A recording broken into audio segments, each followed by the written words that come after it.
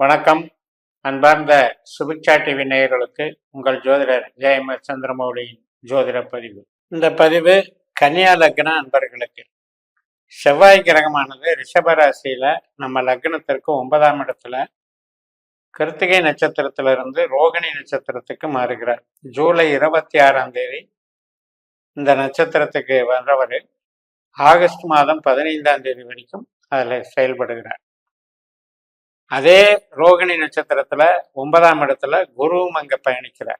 அப்ப குருக்கும் செவ்வாய் சேர்க்கை ஏற்படுகிறது. குருமங்கள யோகம் நமக்கு பாக்கியஸ்தானத்துல ஏற்படுது. இந்த நிகழ்வுகள் நம்மளுடைய மனம் போல நம்மளுடைய இன்பங்கள் அமைவதை காட்டுகிறது. அதே போல 9ஆம் இடம் என்பது டிவைன் பவர், குலதெய்வம், பெரியவர்கள் ஆசீர்வாதம், தெய்வம், பாக்கியஸ்தானம் என்று சொல்லக்கூடியது. தெய்வ அனுகிரகம் நமக்கு கிடைக்கக்கூடியது. அதனால அதற்கான ஒரு வேண்டுதல் வச்சோம்னாலே நமக்கு அது கைமேல் பலனை கொடுக்கும். தெய்வங்கள் துணையாய் நிற்கும். அப்ப பாக்கியம் வளர்ச்சி கொடுக்குதுன்னா, ஆசீர்வாதம் பண்ணதுன்னா ஏதோ ஒரு திருப்பு முனையை இங்க ஏற்படுத்தும்.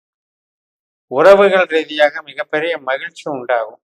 புதிய நபர்கள், செல்வாக்கு, புதிய பழக்க வழக்கங்கள், அவர்களுடைய தொடர்புகளால் ஏற்படக்கூடிய நன்மைகள், நம்மளுடைய பாரம்பரிய முன்னோர்களால் வரக்கூடிய நன்மைகள், பூர்வீகத்தினால் வரக்கூடிய நன்மைகள், மேல் படிப்பு, வெளிநாட்டு படிப்பு, பிஹெச்டி, ஆராய்ச்சி கல்வி, இது போன்ற நன்மைகள் இதை எல்லாத்தையுமே கொடுக்கும்.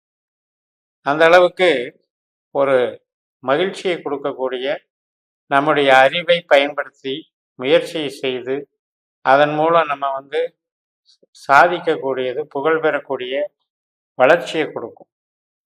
அதே நேரத்தில் சந்தோஷங்கள் பெருகி ஓடும். புதிய தொடர்புகள் நமக்கு பாதை அமைத்து கொடுக்கும்.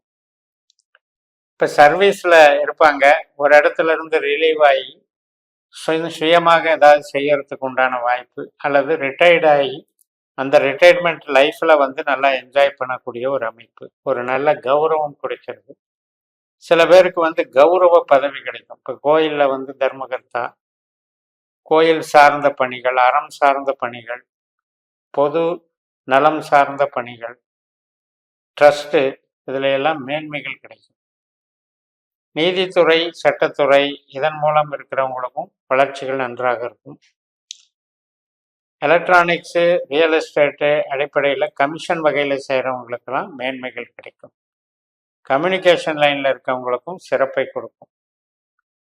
அதனால் இந்த கன்னியா லக்னத்துக்கு இந்த 21 நாட்களில் செவ்வாயும் கேதுவும் என்ன பண்ணுறாங்கன்னா, ஒரு புதிய அணுகுமுறையை கையாளுறாங்க.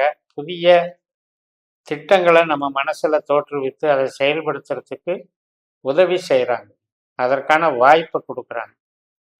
அதுபோல தான் மாணவர்கள் கல்வி எந்த நிலையில் இருந்தாலும், உயர்கல்வியாக இருந்தாலும், ஆராய்ச்சி கல்வியாக இருந்தாலும், அதில் நல்ல ஒரு பலனை கொடுப்பதற்கு இவங்க துணை நிற்கிறாங்க.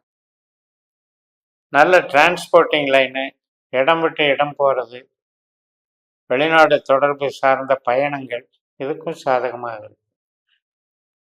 அடிப்படையில் பெற்றோர்கள் வகையில் நமக்கு கிடைக்கக்கூடிய ஒரு கௌரவம், மரியாதை, வளர்ச்சி, பூர்வீக ஸ்தானத்தில் ஒரு பலம், இதெல்லாம் கிடைக்கும். சரி, இப்போ தொழில் ரீதியாக உற்பத்தி சார்ந்த தொழிலில் இருக்கவங்களுக்கு என்ன பண்ணும் அப்படின்னா, அதில் ஆர்டர்கள் வேக வேகமாக நம்ம செஞ்சால் கூட ஏதோ ஒரு வகையில் கொஞ்சம் முட்டுக்கட்டைகள் போடும். அதாவது உற்பத்தி சார்ந்த தொழிலில் இருக்கவங்களுக்கு. இதே ப்ராஜெக்ட் சேல் பண்ணுறவங்க, கன்சல்டிங் பிஸ்னஸ் பண்ணுறவங்க, கலைத்துறையில் இருக்கவங்க, மீடியாவில் இருக்கவங்க, ஐடியில் இருக்கவங்க, இவங்களுக்கெல்லாம் அது சாதகமாக செயல்படும். ப்ரொடக்ஷன் லைன் அண்ட் ட்ரேடிங் லைனில் இருக்கவங்களுக்கு மட்டும் கொஞ்சம் அந்த ஸ்லோ பண்ணும் ப்ரொடக்ஷனை. நம்ம லக்னத்திற்கு 10ஆம் இடம் அப்படிங்கிறது தொழில் ஸ்தானம். அந்த ஸ்தானத்துக்கு 12ஆம் இடத்துல இந்த கிரகங்களுடைய சேர்க்கை அப்படிங்கிறது 10ஆம் இடத்துக்கு சில தாமதங்களை ஏற்படுத்துறது, உழைப்பு சார்ந்த சில தடைகளை ஏற்படுத்துறது, சில செலவுகள் மற்றும் மூலதனங்களை அதிகப்படுத்துறது, இதுக்குண்டான விஷயங்கள் அங்கே நடைபெறும். அதனால கையில சேமிப்பு கொஞ்சம் கரையும் உற்பத்தியில் இருக்கவங்களுக்கு. பட் அதனால பெரிய பாதிப்பு இல்லை. இந்த சமயத்தை பயன்படுத்தி இவங்க டிசைனிங்கு, மார்க்கெட்டிங்கு, குவாலிட்டி கண்ட்ரோலு இதையெல்லாம் பயன்படுத்தலாம். ஒரு புதிய நபர்களை கேன்வாஸ் பண்ணுறது, சந்திக்கிறது, புது ஆர்டர்களை புதுப்பிக்கிறது, ரெஜிஸ்ட்ரேஷன் டாக்குமெண்டேஷன் சம்மந்தப்பட்ட வேலைகளில் ஈடுபடுறது, இதையெல்லாம் இந்த 21 நாட்களில் பயன்படுத்திக்கலாம். அப்போ அவங்களுக்கு அதன் மூலமாக சில நன்மைகளை கொடுக்கும், வளர்ச்சிகளை கொடுக்கும்.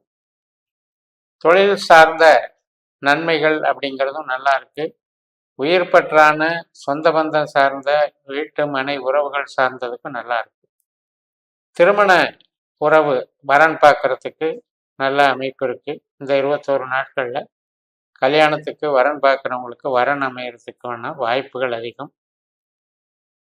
குழந்தை பிறப்பு மற்றும் வீட்டில் சுபகாரியங்களுக்கான ஒரு முன்னெடுப்புகளுக்கெல்லாம் நன்மைகளை கொடுக்கும். மற்றும் தீர்த்த யாத்திரை போகிறது, ஒரு கோயில் யாத்திரை, அதுகளில் இந்த நாட்களில் பயன்படுத்தும் போது அதுவும் மனமகிழ்ச்சியை கொடுக்கும், நல்ல தெய்வ அனுகிரகத்தை கொடுக்கும். அதனால் திருப்பணிகள் செய்வதற்கும் இது உகந்த காலம்.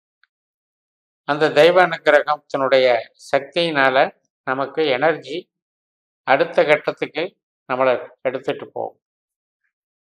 எப்பவுமே நமக்கு செவ்வாய்ங்கிறவர் அறிவு ஆற்றலை தர்றவர், தைரியத்தை தர்றவர். பட் அதே செவ்வாய் தான் அட்டமாதிபதியாக வர்றாரு. 8ஆம் இடம் அப்படிங்கிறது என்ன அப்படின்னா, எதிர்பாராத சில நன்மைகள், ஞாபக மறதி மற்றும் நமக்கு தடைகளை ஏற்படுத்துகிறவர்னு அர்த்தம். அப்போ அந்த 3ஆம் இடத்துக்கும் 8ஆம் இடத்துக்கும் உள்ள தொடர்பு செவ்வாய் இந்த குருவோட சங்கமிக்கிறார். குரு 4ஆம் பாவத்துக்கும் 7ஆம் பாவத்துக்கும் அதிபதி. குருவுடைய நட்சத்திரம் நம்மளுக்கு 2, 6, 10 தான் இருக்கு. அதனால தான் உற்பத்தி சார்ந்த துறையை 9ஆம் இடத்துல இருக்கிற குரு அவ்வளவா பூஸ்டப் பண்ண மாட்டார். அதுலேயும் செவ்வாயோட சேர்ந்திருக்கிறதுனால இந்த 21 நாட்களில் இப்போ ஒரு பார்ட்னர்ஸு, அவங்களுக்குள்ள டிஸ்கஷன், ஒரு ரெகுலர் கஸ்டமரு, இவங்களுக்குள்ள ஏற்படக்கூடிய மனமாற்றங்கள், ஆர்டர்ஸில் வரக்கூடிய டிஃபெக்ட்ஸு, இதையெல்லாம் கொடுக்கும். பட் அதே கன்சல்டிங் பிஸ்னஸ்லேயோ மூளை உழைப்புலையோ இருக்கிறவங்களுக்கு இந்த பிரச்சனை இல்லை. ஆன்மீக சார்ந்த தொழில் பண்ணுறவங்களுக்கும் பிரச்சனை இல்லை. நன்மைகள் தெய்வ திருவருளால் நல்லா நடக்கும், பலம் அதிகரிக்கும், புகழ் அதிகரிக்கும். அதன் மூலம் உங்களுக்கு வளர்ச்சிகள் பெருகும். குருமங்கள யோகம் அப்படிங்கிறது அந்த 9ஆம் இடமான அந்த ஆன்மீக ஸ்தானம் அப்படிங்கிறதுல வெளிவட்டார பழக்க வழக்கங்கள், நமது சமுதாயம் சார்ந்த, நமது சமூகம் சார்ந்த, பொதுப்பணி துறைகளை சார்ந்த, சர்வீஸ் சார்ந்த நன்மைகளை நமக்கு கொடுக்கும். இப்படியெல்லாம் ஒரு யோகத்தை அது செய்கிறது. இப்போ நம்மளுக்கு நடக்க ஜனன ஜாதகத்தில் செவ்வாய் திசை, கேது திசை, குரு திசை, புத்தி, அந்தரங்கள் நடந்தாலும் கூட நமக்கு நன்மைகள் தான். ஆனால் நம்மளுடைய நட்சத்திர சூத்திர முறைப்படி நம்ம பாஸ்கர அஸ்ட்ராலஜி சிஸ்டத்தில் நம்ம ஜாதகத்தை கணிச்சு அந்த உபநட்சத்திரங்களில் 8, 12 வரக்கூடாது. குருவும் செவ்வாயும் கேதுவும் 8, 12 வந்தால் அதில் சில சிரமங்கள் இருக்கும். இதெல்லாம் நம்ம அடிப்படை ஜனன ஜாதகத்தை வச்சு பார்க்குற முறை. அதன் மூலமாகத்தான் திசாபத்தியும் கோச்சாரத்தையும் பார்த்து இந்த ஜோதிடத்தை புரிந்து கொள்ள வேண்டும் என்று கூறி நிறைவு செய்கிறேன். இந்த சேனலை சப்ஸ்கிரைப் பண்ணி ஷேர் பண்ணுங்கள். உங்கள் தனிப்பட்ட ஜாதக பலாபலன்களை என்னுடைய வாட்ஸ்அப் நம்பரில் தொடர்பு கொண்டு பலன் பெறுங்கள்.